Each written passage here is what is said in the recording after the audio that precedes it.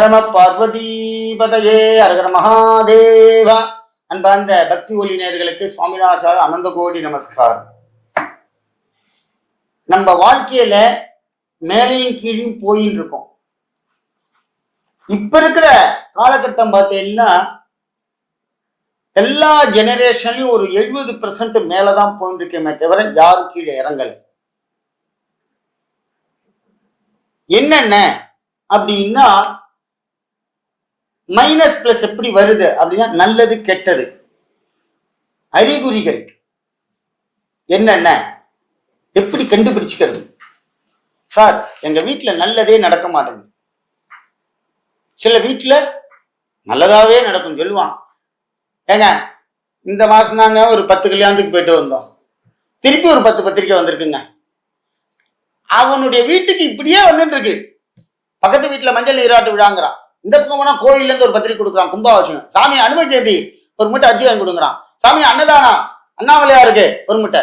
தர்மம் நல்லதே நடந்திருக்கும் ஒரு வீடு ஃபுல்லா, ஒரு வீட்டுல கெட்டதாவே நடக்குது. இதை நான் எப்படி கண்டுபிடிச்சிக்கிறது, இதுல இருந்து எப்படி நான் வெளியில வருது? கவலைப்படாதீங்க. நல்லோர்க்கும் தீயோர்க்கும் அருள்கின்ற சிவனே, பன்னார்க்கும் பெற்றவர்க்கும் பகிர்கின்ற பரையே, நல்லோர்க்கும் தீயோர்க்கும் அருள்கின்ற சிவனே. என்ன கேட்கிறீங்களா? இதெல்லாம் நம்ம சிவபெருமான் காமிப்பார். அவருடைய அடியார்கள் நிறைய பாடி இருக்கா அவனை. இங்க பெருமாளை பார்த்தெல்லாம் கம்மிதான், ஆனா அங்க பார்த்தெல்லாம் 64க்கு மேல. இப்ப இருக்கிற சிவனடியார்கள் எடுத்துக்கோங்க, என்ன ஒரு அன்னதானம், என்ன ஒரு சிவபக்தி, எப்படி எல்லாம் சிவபெருமான இந்த கலியுகத்துல எப்படி இருக்காரு பார்த்தீங்களா? ஒரு பீரியடுக்கு முன்னாடி எல்லாம் சிவனடியாரெல்லாம் பார்க்கறதே அபூர்வம். இப்ப சிவனடியார்கள் குரூப்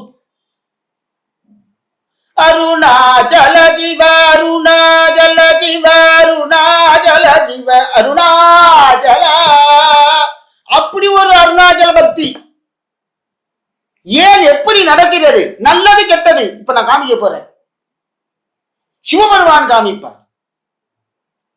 எவன் ஒருவன் வீட்டிலே பூர்வ ஜென்மால, சார் அவன் சார் 8வது கூட படிக்கல சார், அவன் பார்த்தேன்னா 6 கோடி 10 கோடிக்கு சொந்தக்காரன்.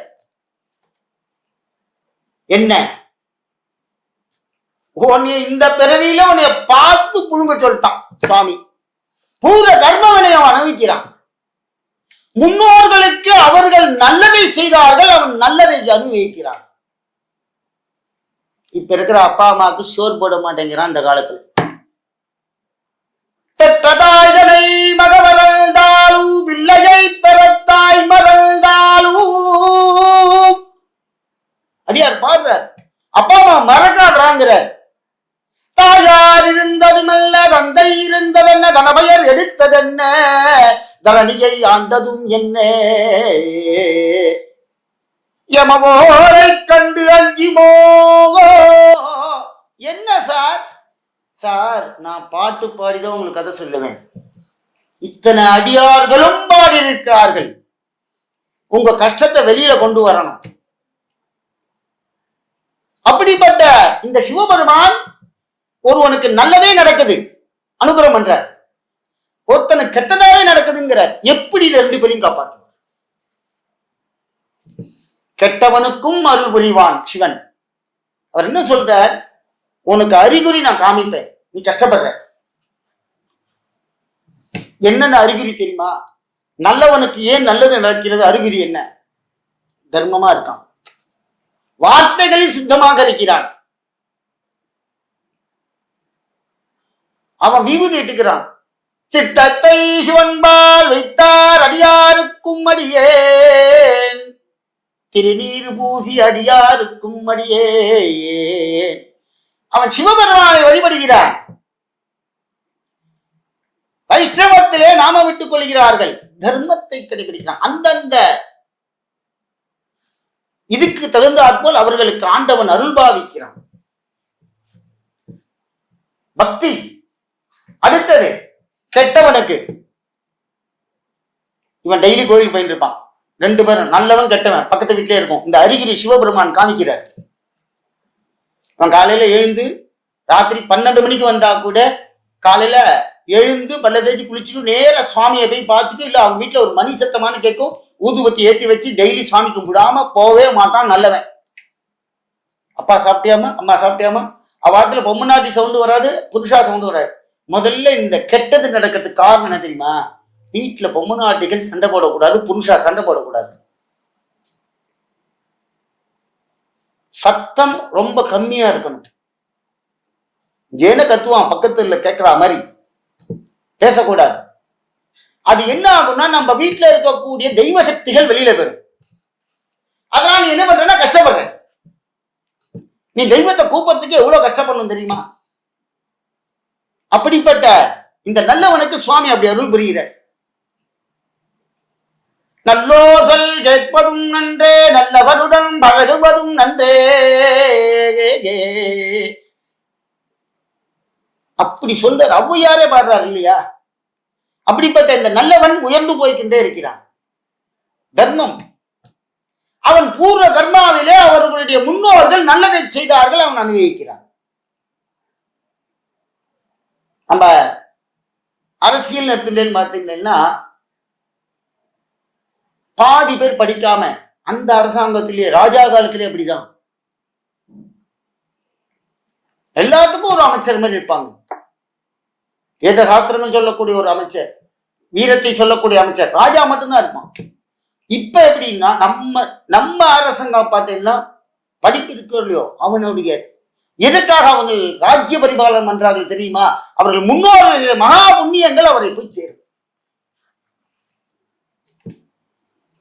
அடுத்ததாக இந்த கெட்டவனுக்கு இந்த குணம் எப்படி மாறும்? இவன் இப்படி இருந்தானா இவன் கண்டிப்பா அவ தாத்தா அதுக்கு மேல இருந்திருப்பான். அந்த விருத்தி அந்த குடும்பத்துடைய சார அம்சம் அப்படியே வந்து விழும். இதை எப்படி மாத்துறது? 2 வழி. தர்மம் பண்ணணும், குணம் மாறும். வீட்டுல ஒரு அகல் விளக்கான ஏத்தி வைக்கணும், வீட்டுல ஊதுபத்தி ஏத்தி வைக்கணும். அதிகமான இந்த கெட்டதுக்குரிய அறிகுறிகள்லாம் வெளியில போயிடும். சரி சாமி, எங்க வீட்டுக்கு கெட்டது வருதுன்னு எப்படி அறிகுறி கண்டுபிடிக்கிறது? உன்ட வரது எல்லாமே உன்னுடைய குணத்தை வச்சுதான் வந்து அறிகுறியா காமிக்கும். காலையில ஏந்ததுல இருந்து அவன் ஆபீஸ் போறதுக்குள்ள ஒரு 10 சண்டையான போட்டுவான், பண்டாட்டியோ இல்ல புருஷனோ. குழந்தைகள் கிளம்புறதுக்குள்ள அது மனசு வேதனை. ஏன்னா அவங்க வீட்டுல அந்த நிம்மதி இல்லை. சாமியோட கூட ஏத்த பண்ணா, ஏப்பா சாமி என்ன செஞ்சிச்சு போ சொல்லாதே. உன்னிடம் ஒரு தெய்வம் இருக்கிறது, அது காப்பாற்றும். வண்டியில போயிட்டே இருக்கான் சார், திடீர்னு ஏதோ ஸ்ட்ரிக்ட் ஆகி விழுந்துடுறான், ஆனா அவன் காப்பாற்றப்படுகிறான். பின்னாடி ஒரு லாரி வந்து தப்பிச்சிருவான்னு சொல்றான்னு வச்சுக்கீங்களேன், பா 100 நிலையில உயிர் தப்பிச்சுனப்பா அப்படின்பான். என்னது? உன் தர்மம், பூர்வ கர்ம வினை உன்னை காப்பாற்றுகிறது. இந்த கர்ம வினை எல்லாரும் வீட்டுக்கு ஆபீஸ் போயிட்டு வரும்போது யாரும் வீட்டுல இருந்த அந்த காலத்துல வெளியில போயிட்டு வரேன்னு சொல்லிட்டு போவாங்க. அப்பா நான் போயிட்டு வரேன் பாருங்க. அவங்க என்ன சொல்லுவாங்க தெரியுமா? நல்லபடியா போயிட்டு வாடா ராஜா, நல்லா இரு, நல்லபடியா போயிட்டு வாம்பாங்க. மனைவிட்ட போயிட்டு வரேன்னு சொல்லுவான், ஏங்க பத்திரமா போயிட்டு வாங்க. என்னது பத்திரமா போயிட்டு வாங்கன்னு சொல்லுவாங்க. அப்பா என்ன சொன்னாரு? நல்லபடியா போயிட்டு வாப்பா ராஜா அப்படிம்பாங்க. நிறைய விஷயங்கள், ஆசீர்வாதங்கள் நிறைய கிடைக்கும். அப்ப இவன் வண்டி ஓட்டும் போதே இவன் கான்சன்ட்ரேஷன் நல்லா இருக்கும். வீட்டுல வேலை பார்க்குற பெண்ணா இருந்தாலும் ஆண்களா இருந்தாலும் படிக்கக்கூடிய பசங்களுக்கு கூட நீங்க டென்ஷன் உருவாக்க கூடாது. நல்லதை பேச வேண்டும். இதுதாங்க கெட்டவனுக்கு வந்து நல்ல முன்னேற்றத்தை கொடுக்கக்கூடியது. காசு பணம் இல்லாட்டினா பரவாயில்ல, நான் குடிசையில இருக்கேன் சார், ஒரே ஒரு போட்டோ வீட்டு முருகன் போட்டோ வச்சுக்க, குடிசையில ஒரே ஒரு சின்ன விளக்கு ஏத்தி வை, முருகான்னு கூப்பிடு, உனக்கு என்ன தெய்வம் பிடிக்குமோ கூப்பிடு, உன்னுடன் வந்து நடனம் ஆடும். அடுத்த 2 வருஷம் கழிச்சு பார் உனக்கு கல்யாணம் ஆகும். சில ஜாதகத்துல சொல்லுவார்கள் ஜோசியர்கள், இந்த பையனுக்கு கல்யாணம் ஆனா இந்த பையன் நல்லா இருப்பான் சார்பாங்க. கல்யாணத்துக்கு அப்புறம் நல்லா இருப்பாங்க. இந்த பொண்ணுக்கு கல்யாணம் ஆன பிறகு இவன் புருஷன் நல்லா அவளை வைத்துக் கொள்வார்கள் என்று சொல்வார்கள். எப்படி இது? அங்கதான் கிரகங்கள் வேலை செய்கிறது. அப்படிப்பட்ட இந்த நல்லது கெட்டதை நாம் தான் நிர்ணயிக்க வேண்டும். நம் குழந்தைகளுக்கு செய்யுங்கள். நம்மளுடைய பேரம்பேத்திக்கெல்லாம் சொத்து சேர்த்து வைக்க வேண்டாம். நீங்க இதை செய்யுங்க. இதை செஞ்சால் நல்லதை செய்யணும், தர்மம் பண்ணுங்கள். அறிகுறிகள் எப்படி கண்டுபிடிக்கும் அப்படின்னா, நம் மனசு மாறிக்கொண்டே இருக்கும். உங்க வீட்டுல ஒரே இது அழுதுண்டே இருப்பீங்க, சண்டை போட்டே இருக்கும். பக்கத்து வீட்டுக்காரர் சொல்லுவான், ஐயோ டெய்லி காலையில இருந்து ராத்திரி வரைக்கும் இவனோட சண்டைடா அடிக்கும். இவனை மாத்தினால் நன்றாக இருப்பான். சண்டை போடக்கூடாது. அறிகுறிகள் என்னென்ன, மரண அறிகுறிகள் என்னென்ன வரும் அப்படின்னு சொல்லுவான். அந்த அறிகுறிகள் இந்த காலம் வரைக்கும் எவனுக்கு இன்னைக்குதான் செத்து போவான், இன்னைக்குதான் போகணும் யாராலையும் சொல்ல முடியாது. அப்படிப்பட்ட நல்லதை கெட்டதை அறிந்து செய்யுங்கள். நல்லவர்கள் எப்போது நல்லோர்கள் இருப்பார்கள். தீயவர்கள் தன்னை மாற்றிக்கொண்டு நல்லோருடன் சேர வேண்டும். பன்னார்க்கும் பற்றவர்க்கும் பகிர்கின்ற பறையே. சுவாமிகிட்ட சொல்றார் அடியார், உன்னை எவனொருவன் வழிபட்டாலும் சரி, உன்னை எவனொருவன் வழிபடாமல் இருந்தாலும் சரி, அவனுக்கு நீ அருள் பாவிக்கிறார் இல்லையா பரமேஸ்வரான்னார். எல்லாருக்கும் சாப்பாடு போறது யாரு? எம்பெருமான். அண்ணாபிஷேகம் பார்த்திருப்பேன். ஒரு பெருக்க அரிசி, ஒரு சிவலிங்கம், கோடிலிங்க தரிசனம் அண்ணாபிஷேகத்துல. என்ன சொல்றார் சுவாமி? எல்லா கோயிலும் ஒரு பருக்க கிடைக்குமான்னு ஏங்கி போவோம். அன்னம்பாலிக்கும் தில்லை சிற்றம்பலம். சிதம்பரம் நடராஜ பெருமான். அதனால நல்லவருக்கும் கெட்டவருக்கும் எல்லா ஜீவருக்கும் அன்னம் பாலிக்கக்கூடியவர் சிவபெருமான். உனக்கும் பண்றார், நீ அவரை திட்டுற, நீ சிவனா காட்டுவாசிங்க, ஆனால் உனக்கும் சாப்பாடு போடுறார். உன்னை எப்ப திருத்துறார்? உன்னை கீழே இறக்கி மேல கொண்டு வர்றார். ஆனால்தான் பன்னார்க்கும் பற்றவருக்கும் பகிர்கின்ற பரியே என்று சொன்னார். நல்லோருக்கும் தீயோருக்கும் அருள்கின்ற சிவனே அப்படின்னார். அதனால நம்ம வீட்டுல எப்போதுமே மங்களகரமாக இருங்கள். வார்த்தைகளை, கடிப்பான வார்த்தைகள் பேசாமல் ஏழையாக இருந்தாலும் சந்தோஷமாக சிவபெருமான் நினைத்து வழிபடுங்கள். நம்ம வீட்டில் நல்லதே நடக்கும். கோல் எல் செய்யும் வினைதான் எல் செய்யூ எல் சிவபுரத்த